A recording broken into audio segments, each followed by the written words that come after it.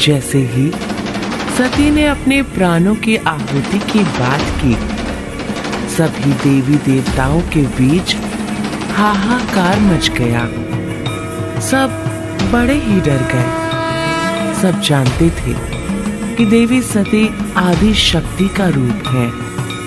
अगर उन्होंने ऐसे वचन अपने मुख से निकाले हैं तो वो इसे पूर्ण करेंगी, और अगर ऐसा हुआ तो महादेव के तीव्र क्रोध से कोई नहीं बच पाएगा। तभी स्वयं श्री विष्णु देवी सती को समझाते हुए कहते हैं, देवी सती, ये आप क्या कह रही हैं? आप खुद के शरीर का बलिदान कैसे दे सकती हैं? नहीं देव, इस यज्ञ में मान रहने वालों ने मेरे मान को उतनी क्षति पहुंचाई है जितने की मेरे पिता ने। मैं अपने पति के मान की सुरक्षा नहीं कर पाई। शायद मेरे इस बलिदान से इस संसार को शिव का एक ऐसा रूप देखने को मिलेगा जिससे ये संसार ये समझ पाएगा कि शिव ही सर्वश्रेष्ठ है।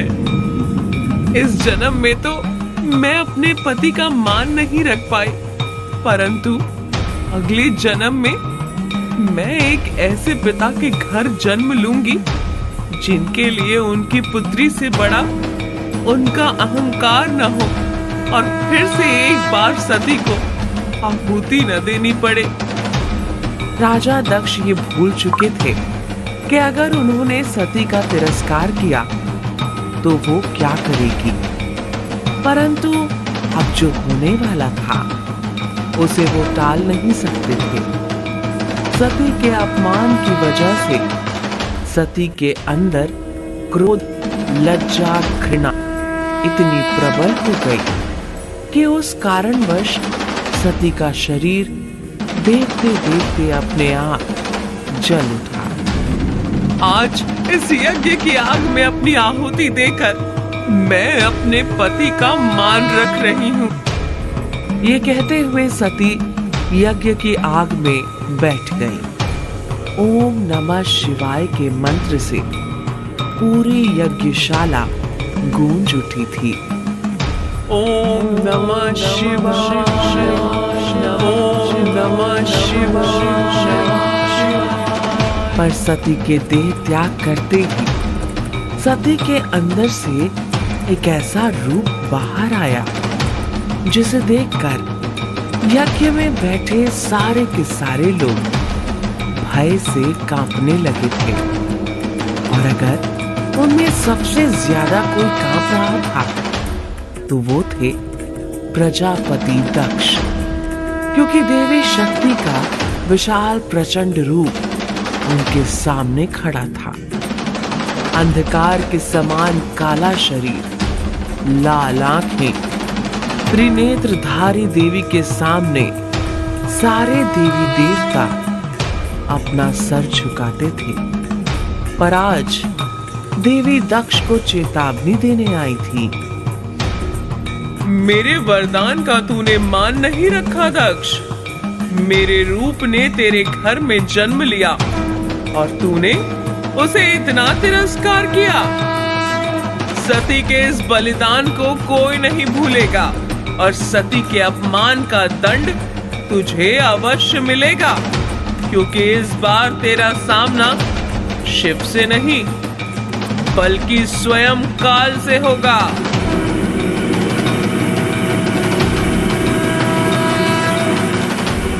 वहीं कैलाश पर बैठे महादेव को सती के मृत्यु का आभास हो चुका था। सती के मृत्यु के शोक में डूबे महादेव चिल्ला चिल्लाकर बार बार सती से माफी मांग रहे थे। मैं तुम्हारी रक्षा नहीं कर पाया सती, मैं तुम्हें नहीं बचा पाया, मुझे माफ कर दो सती।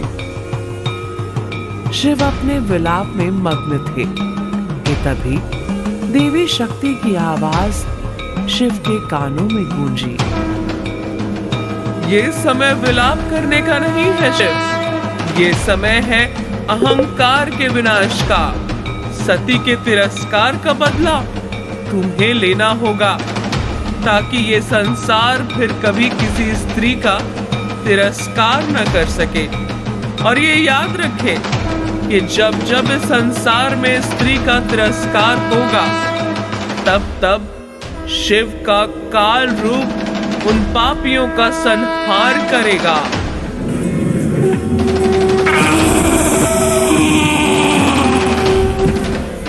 शिव ने अपनी जटाओं में से एक जटा तोड़ते हुए कैलाश पर फेंका। उनकी पीड़ा और वेदना से जन्म हुआ महाकाल के उस रूप का जो दक्ष का काल बनने वाला था, और वो था वीरभद्र का। वीरभद्र के जन्म लेते ही देवी शक्ति ने उनसे कहा,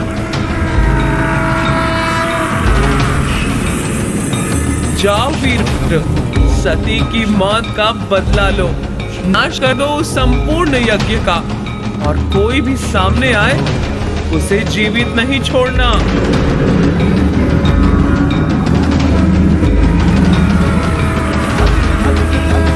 जहाँ वीरभद्र दक्ष का सर्वनाश करने के लिए निकल चुके थे, वहीं प्रसूति और यज्ञ में बैठे सारे लोग दक्ष को यही समझा रहे थे कि उसे शिव से माफी मांग लेनी चाहिए।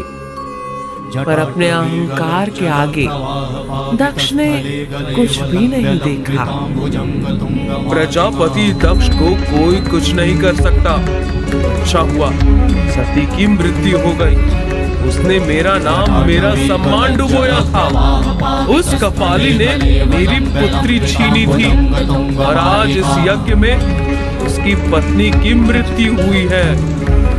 अपना अहंकार त्याग दो दक्ष, वरना महाकाल और देवी शक्ति का रौद्र रूप तुम्हें नहीं छोड़ेगा। ब्रह्मादेव राजा दक्ष को समझा रहे थे कि तभी राजा दक्ष के कानों में एक हुंकार गूंजी।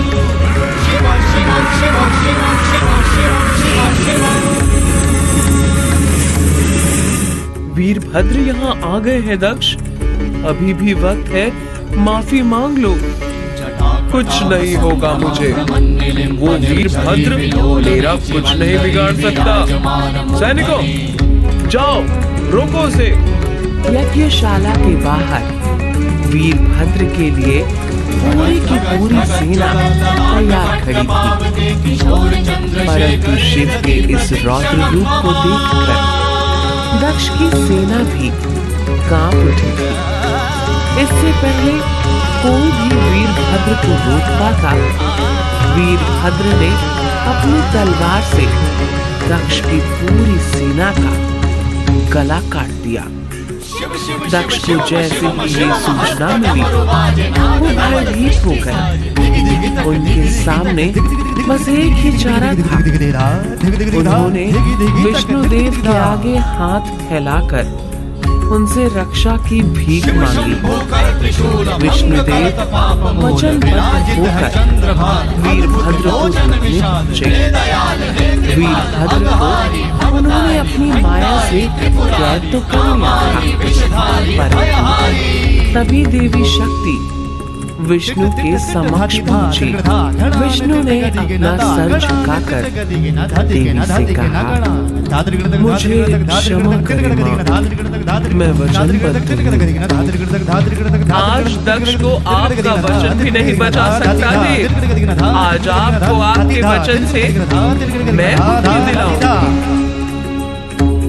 माता शक्ति ने वीरभद्र को विष्णुदेव की माया से मुक्त किया।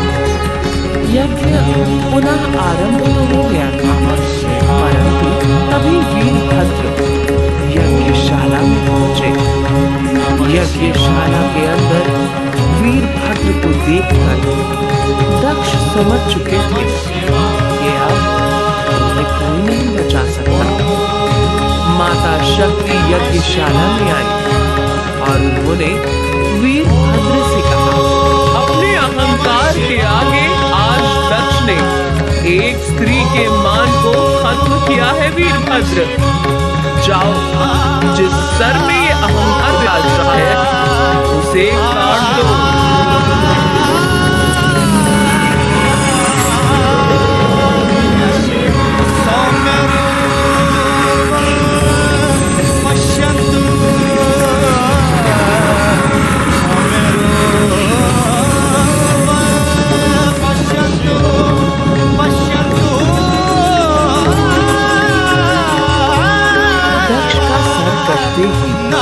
अचानक से पूरे ब्रह्मांड में एक खलबली मच गई। महादेव यज्ञशाला और अपने सामने पड़े सती के शरीर को देख उनके अंदर एक भूचाल सा मच गया। महादेव ने सती के मृत शरीर को उठाया और यज्ञशाला से चले गए। परंतु ये महादेव के विलाप की शुरुआत थी। सहस्त्र वर्षों तक महादेव सती के शरीर को लेकर भटकते रहे, जिसे अपनी दिव्य दृष्टि से देखते हुए सभी देवी देवताओं को अनेकों चिंताओं ने घेर लिया था। महादेव का ऐसा रूप देवताओं के चित्त में पीड़ा उत्पन्न कर रहा था। वहीं जब ब्रह्मदेव से भी महादेव की ये दशा देखी नहीं गई तो उन्होंने शीघ्र ही नारायण के पास जाने का फैसला लिया और नारायण के पास पहुंचकर उन्होंने अपनी मन की पीड़ा रखते हुए कहा,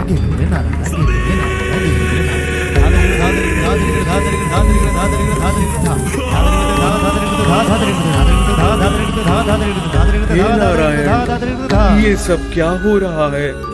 महादेव अभी भी देवी सती के शरीर को लेकर ब्रह्मांड में भटक रही हैं। अगर महादेव का विलाप बंद नहीं हुआ तो इस सृष्टि का विनाश होना तय है। जिसे सुनकर स्वयं नारायण भी एक गहरे चिंतन में डूब चुके थे। महादेव को रोकने के लिए सब सोच ही रहे थे कि उन्हें क्या करना चाहिए। तभी देवी शक्ति का रूप विष्णुदेव के सामने प्रकट हुआ। देवी शक्ति प्रणाम। सती के पुनर्जन्म का समय हो रहा है, पर जब तक महादेव उनके देह से अपना मोह नहीं त्याग लेते, सती का पुनर्जन्म होना असंभव है। इसीलिए आपको अपने सुदर्शन चक्र से सती के देह के टुकड़े टुकड़े करने होंगे, ताकि एक बार फिर उसका जन्म हो, एक बार फिर वो शिव से मिले और इस बार वो अपने उद्देश्य तक पहुंच सके। देवी शक्ति के आदेश पर विष्णुदेव ने हामी तो भर दी थी, पर वो जानते थे कि ऐसा करने पर महादेव का क्रोध शायद इस सृष्टि को ही नष्ट कर दे।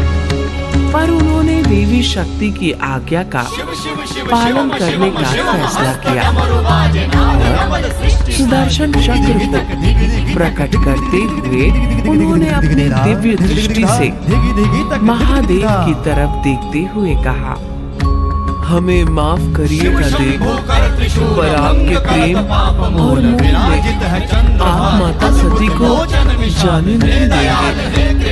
विष्णुदेव ने अपने सुदर्शन चक्र की तरफ देखा। विष्णुदेव के आदेश पर सुदर्शन चक्र ब्रह्मांड में घूमता हुआ महादेव के पास गया और एक ही बार में सती के शरीर के चीथड़े उड़ गए। सती के शरीर के 51 भाग कटकर धरती के कई क्षेत्रों में बिखर गए। सती के शरीर के खत्म होते ही महादेव की चीखों से पूरा ब्रह्मांड गूंज उठा। सती, किसने मारा मेरी सती को? महादेव अपनी सती को लेकर विलाप कर ही रहे थे कि उनके सामने श्री हरि प्रकट हुए और कहा, महादेव, मुझे क्षमा कर दीजिए महादेव, परंतु अगर मैं सती के नश्वर शरीर को समाप्त न करता तो उनका पुनर्जन्म न हो पाता। इस संसार ने मेरी सती का सम्मान नहीं रखा देव। आपने तो बस अपना कार्य किया है, परंतु मेरी सती के बिना मेरे जीवन में कुछ नहीं रखा है। इसीलिए मैं अनिश्चित काल के लिए समाधि ले रहा।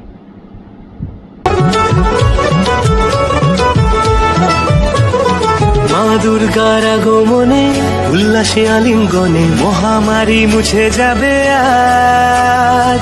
আগের পিঠে পড়লো কাটি, পুজো হোক জমজমাটি, নতুন সাজে সেজেছে আকাশ।